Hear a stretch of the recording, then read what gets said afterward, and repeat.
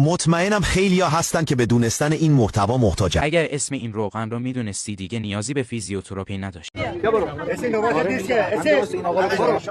ایسا بعد تو ایسا. تو صف وایسادن. دعواش. این که فوق میزنیم برای هر دو تا ایتون چیه شما؟ دانم خیلی که واقعا دست ندادن. درصد چقدر؟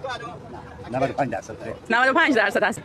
100% میشه گفت مثلا 80% اونم پام درد. آقا سلام به روی ماهتون. آقا میگم اگه خدایی نکرده درد امونتون رو برید و هر جا دکتر رفتی فیزیوتراپی رفتی و نتونستید درمانش کنید، تنها راه درمانش استفاده از روغن هلکسیر.